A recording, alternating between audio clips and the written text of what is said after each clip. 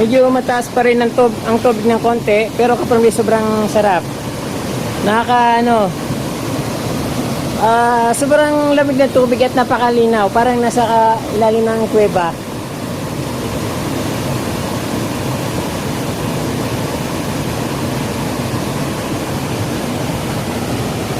Parang Little Daraitan.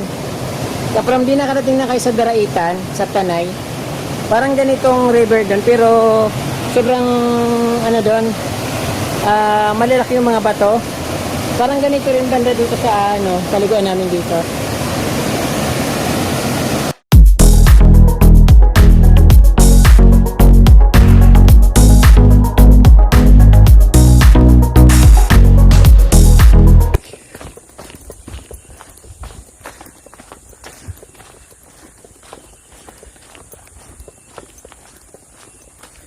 Ito libangan namin dito sa probinsya, maglalakad sa mga bukid, pupunta ng ilog, dahil tag-init ngayon, summer, maliligo.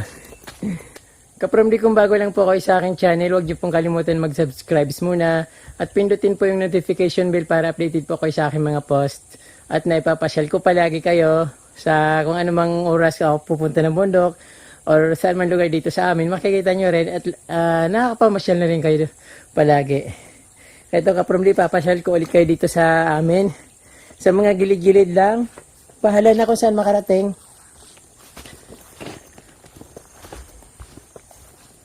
Medyo madulas-dulas.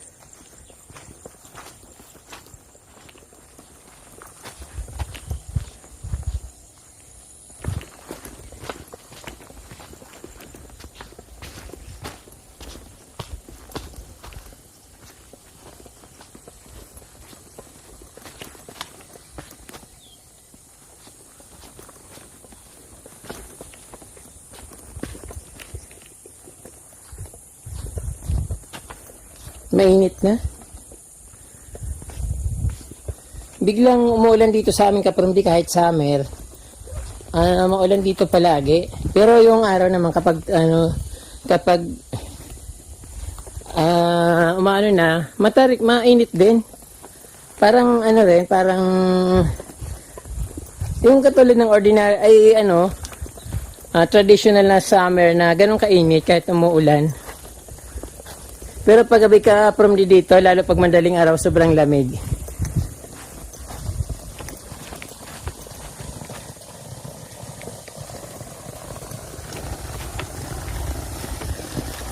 Ito ka from pwede itong inumin, galing ito sa ano ba yung tawag doon? Sa balon.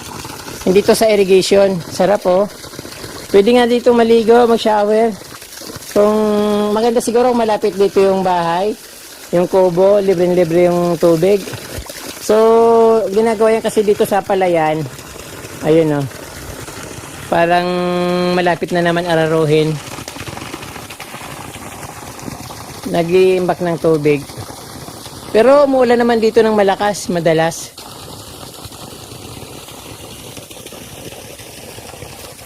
Ang ganda naman dito.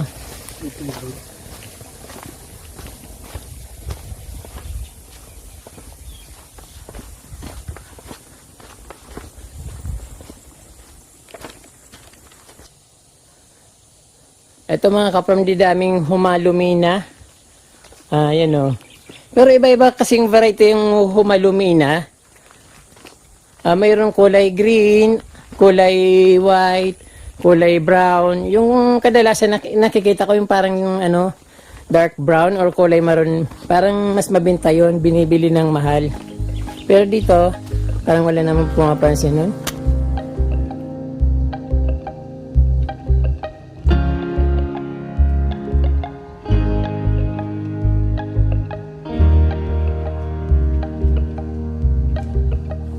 Ang linaw ng tubig.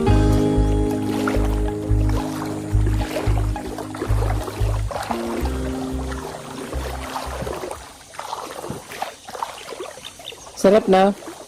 Saka lamig.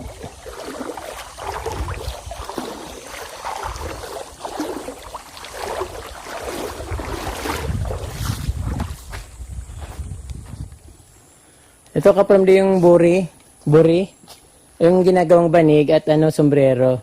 Pero may mga ibang klaseng ginagawa rin, yung parang medyo malambot dito. Kasi ito yung ginagawa namin na banig. At yung pwedeng basket, salakot, yung ganon. Ay, hindi naman yata salakot. Basket lang sa kabanig, tapos yung sombrero na parang Pinoy ang dating.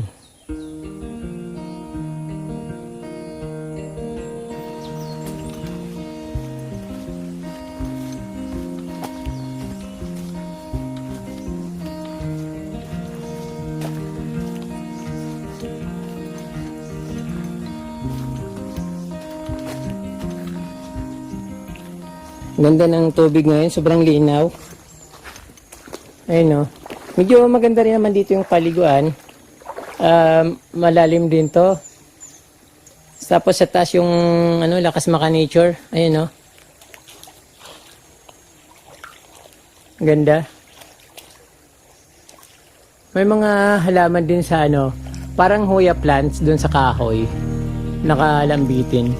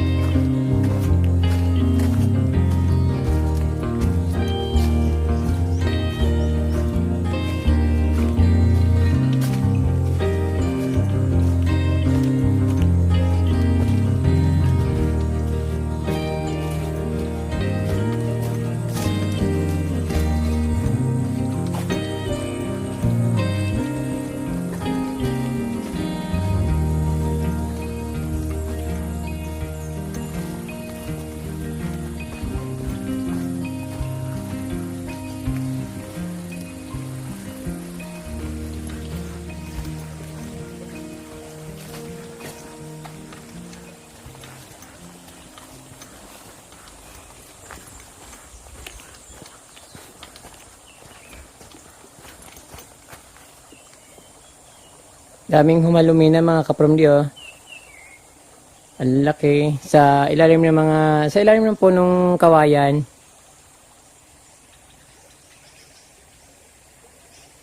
Ayun. Dati minsan kapromdi, yung mga dahon tinitingnan namin yung may mga ganitong parang nakasulat. Pag may nakita kaming number, lalo yung nanay ko, pag may nakita siyang number, kinukuha niya tapos tinatayan sa waiting. Yun, palagi naman talo.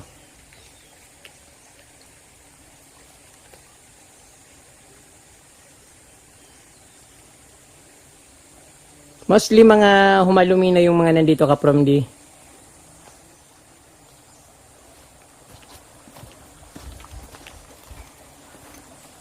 Meron din mga magagandang halaman, kaya lang siyempre pag maghahanap ako ng magandang halaman, akit ako ng bundok, yung matataas na bundok.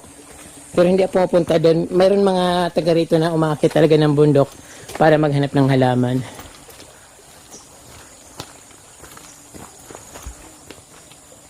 Mga ferns, ang dami dito.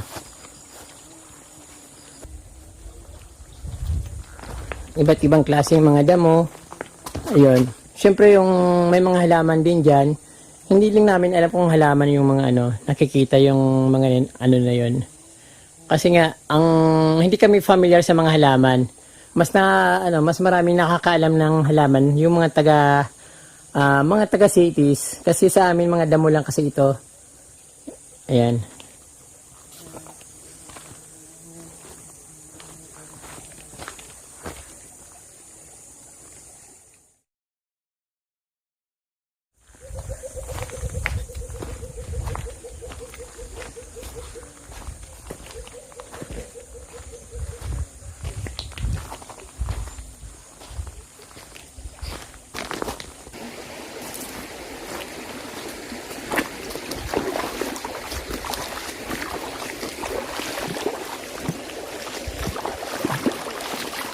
Sobrang linaw ng tubig ka from di. Sarap magtampisaw. Lalo pag naramdaman mo yung sikat ng araw.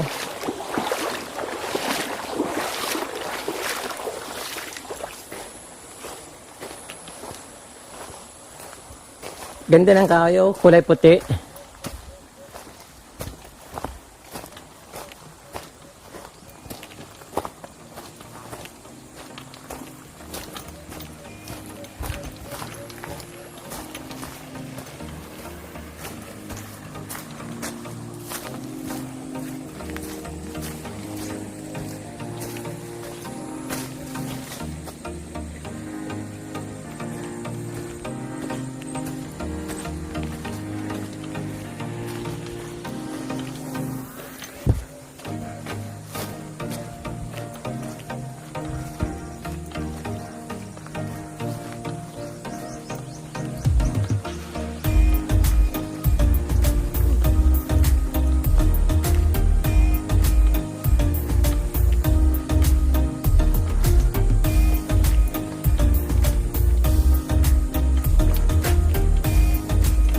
Yung bukid namin dito kaprom di parang lang baryo. Kasi hindi siya yung mabundok talaga. Parang may mga ganito, yung may mga patag na tinatawag. Pero yung may mataas na lupa, yung talagang yung malayong malayo na. Pero yung dito lang sa amin, malapit lang. Yung walking distance nga lang yung pinupuntahan ko. Ito makikita palagi.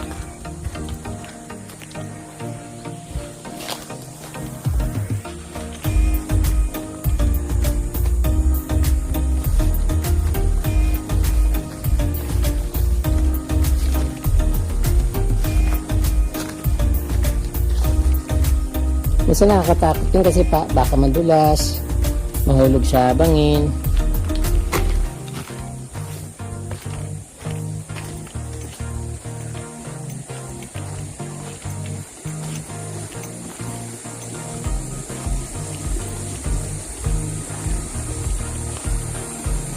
Ayan kaprom di, medyo malayo-layo na yung inabot namin. Pero dito pa rin sa mga yung napupuntahan din namin dito, wala pa nga sa kalahati yung nararating namin kasi gusto niyang ng friend ko yung yung gusto niyang makita yung mga falls. Kaya lang sabi ko delikado kasi madulas yung bato, dapat nakasapatos. Tapos yung hindi naman yung pang na sapatos, yung ordinaryong sapatos lang na pwedeng yung kumakapit sa sa bato na para hindi siya madulas, yung magiging comfortable ba para hindi nababalik ko yung paa.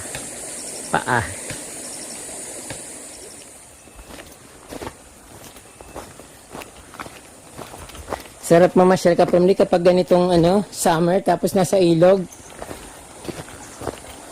Sarap dito sa probinsya ka from naalala ko yung noong kabataan ko, lagi kaming pupunta sa ilog kasama yung mga kaibigan ko rin. Tapos maliligo kami, tapos pag uwi namin, pagod na pagod kami sa dahil paakyat yung daan.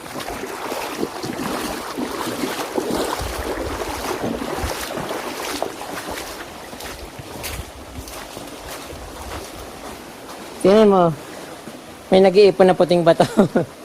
May nag-iipon na puting bato. Kunin ko yun mamaya. Wala pala akong lilagyan. Pero ano yung sapatos ko? Baka mabutas din. Ano po?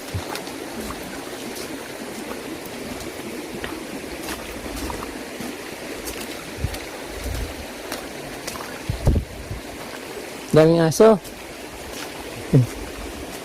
Harayo ang nilakawan mo. Bako nang damulag dardara mo.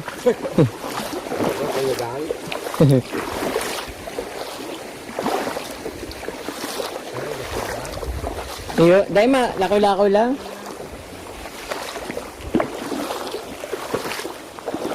Pag hindi bumabaha ka from yung dito puro lumot.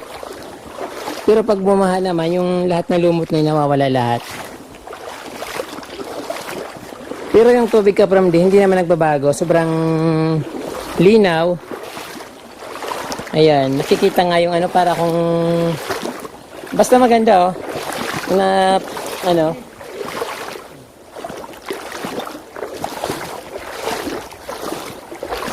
sarap tingnan.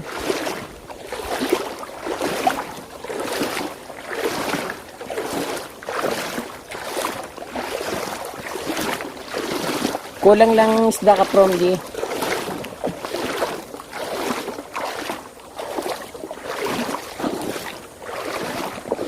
Sarap maka-refresh.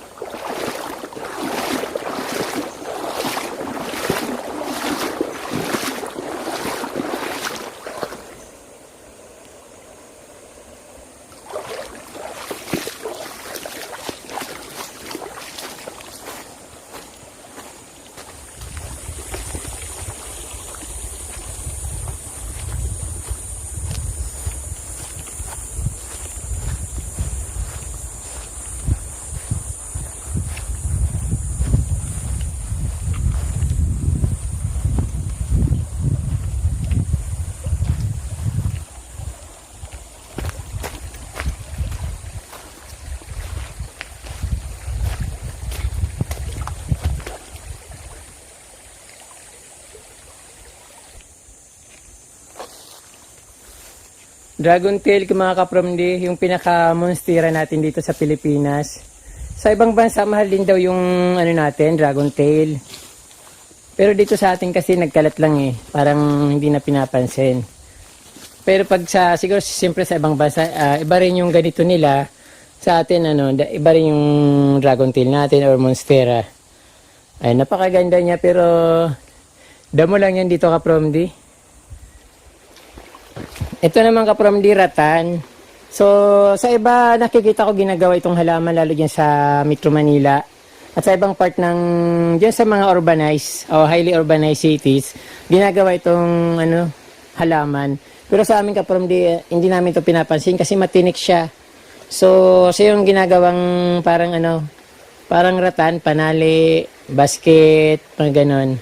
Yung or bag na gawa sa ratan.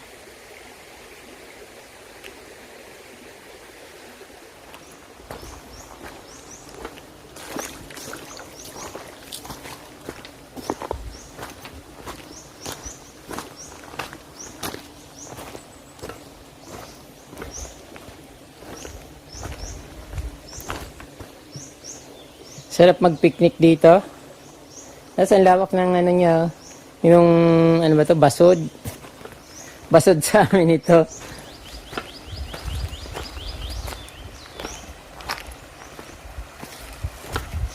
Mayroon din ditong gumamela ka from di.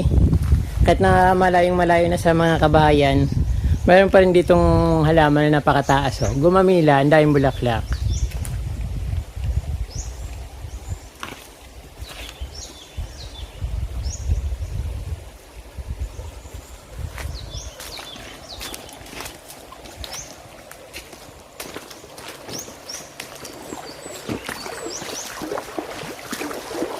Mayroon din ditong isang ano, yung ano, halaman na Acapulco. Ito maganda rin bulaklak nito kapag namulaklak ka from di kulay dilaw. Kaya lang wala siyang bulaklak ngayon. Medyo mabaho siya. Parang ginagamot yan dito sa amin sa mga makakati katulad ng boni.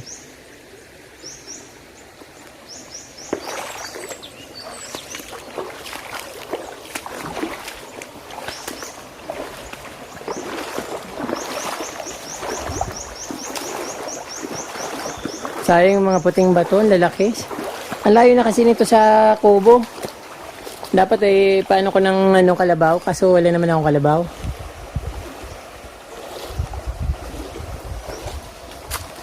Refreshing nature dito sa aming kapromdi.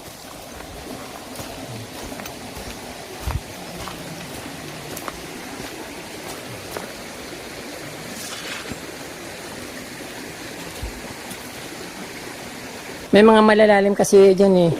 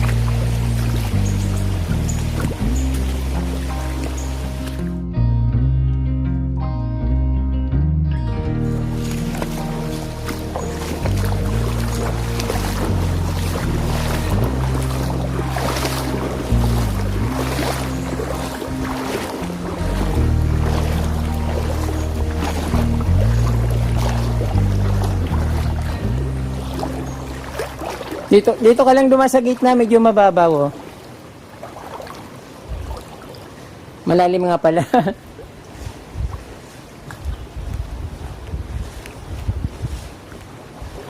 Oh, ang lamig. Ay, ay, ay.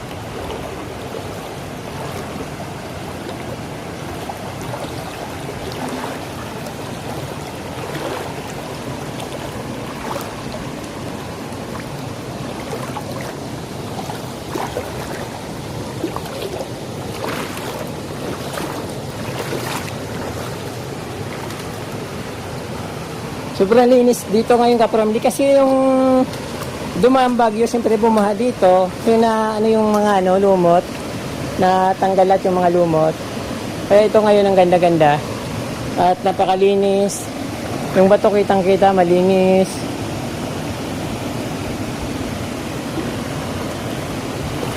Yung tubig sobrang linaw.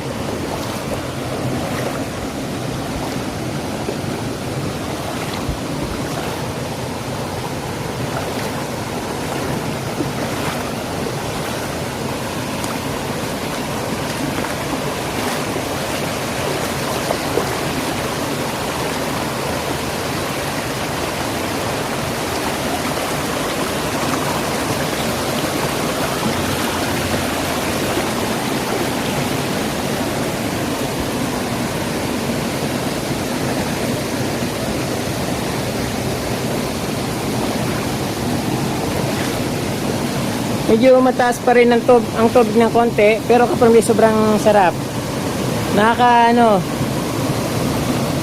Sobrang lamig na tubig at napakalinaw, parang nasa ilalim ng kuweba.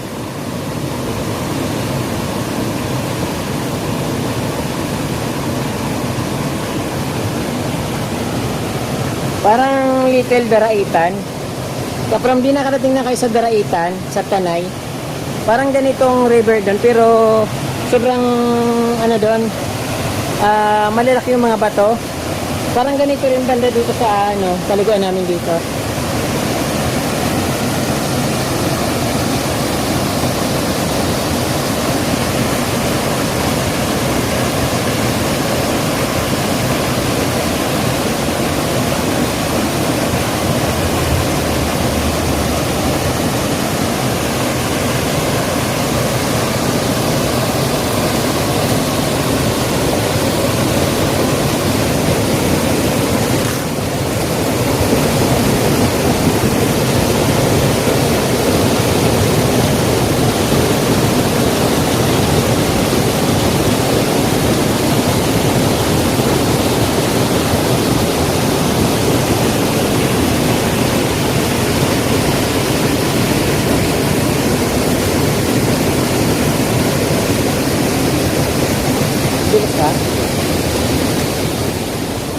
Kapag din, nandito ulit ako sa aming paliguan dito.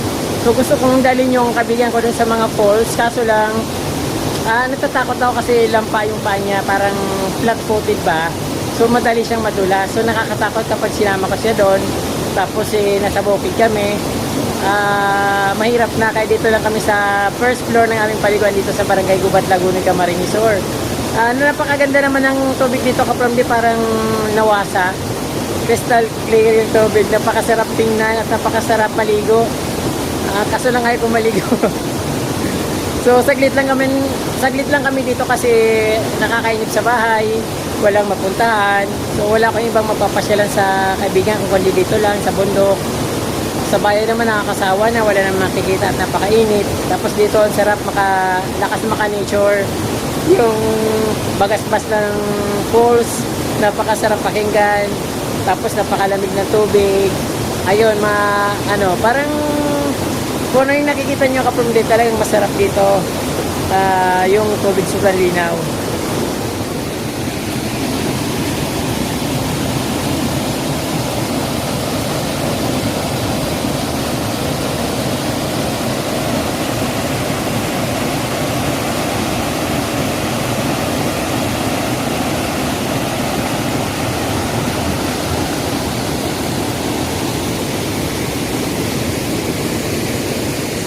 Pagka yung pupukat sa ilo, kung may obligata, pag kumayo pa, kumakatawa na natin yung baka.